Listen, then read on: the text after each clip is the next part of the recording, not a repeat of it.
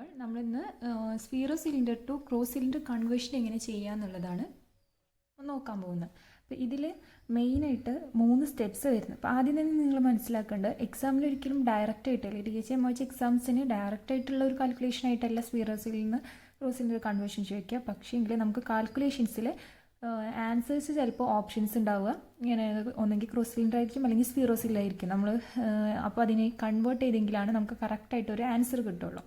അപ്പോൾ അതിന് ഈസി ആയിട്ട് മനസ്സിലാക്കാൻ വേണ്ടിയിട്ട് ഇവിടെ 3 സ്റ്റെപ്സാണ് മെയിനായിട്ട് വരുന്നത്. ഫസ്റ്റ് തന്നെ മനസ്സിലാക്കുക, സ്ഫീറോ സിലിണ്ടറിനെ ക്രോസ് സിലിണ്ടർ ആക്കുക. അപ്പോൾ സ്ഫീറോ സിലിണ്ടറിന് 2 സിലിണ്ടറിനെ ഓപ്പോസിറ്റ് മെറിഡിയനിൽ കിടക്കുന്ന 2 സിലിണ്ടേഴ്സിനെയാണ് നമുക്ക് കിട്ടേണ്ടത്. അത് ഫസ്റ്റ് മൈൻഡിൽ വെക്കുക. അപ്പോൾ ഇനി ഓരോ സ്റ്റെപ്സ് ആയിട്ട് പറയുമ്പോൾ ഒന്നുകൂടി ക്ലിയർ ആവും. ഫസ്റ്റ് സ്റ്റെപ്പ് എന്ന് പറഞ്ഞു കഴിഞ്ഞാൽ, നമുക്ക് തന്നിട്ടുള്ള സ്ഫീറോ സിലിണ്ടറിലെ സ്ഫെറിക്കൽ വാല്യൂ എടുക്കുക, തന്നിട്ടുള്ള പ്രിസ്ക്രിപ്ഷന് ഓപ്പോസിറ്റ് ആയിട്ടുള്ള ആക്സിസ് കൊടുക്കുക.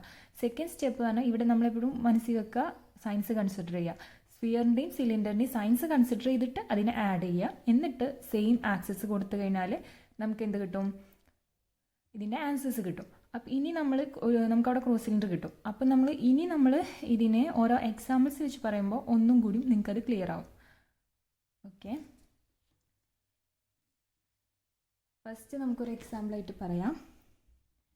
+3.5 വിത്ത് -1.5 90. ഇതിപ്പോൾ നമ്മൾ ആദ്യം പറഞ്ഞ അത് വെച്ചിട്ട് അങ്ങനെ ആയിരിക്കും. ഫസ്റ്റ് നമ്മൾ എന്താ പറഞ്ഞത്? Select the spherical value and give opposite axis of prescription. ഇവിടെ സ്ഫെറിക്കൽ വാല്യൂ ഏതാ?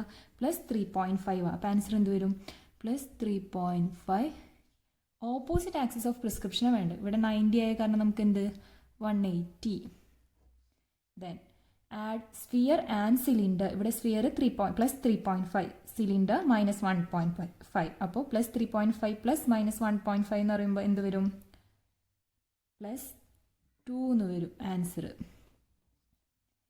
സെയിം ആക്സിസ് കൊടുക്കുക. അപ്പോൾ എന്ത് വരും?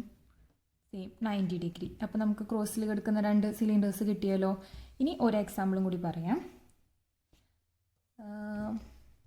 -1.5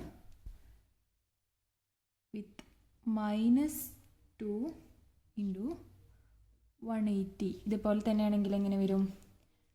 -1.5 × opposite axis which means 90 degree.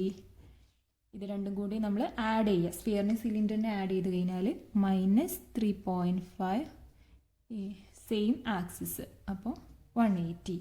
Answer clear ആയല്ലോ. വേണമെങ്കിൽ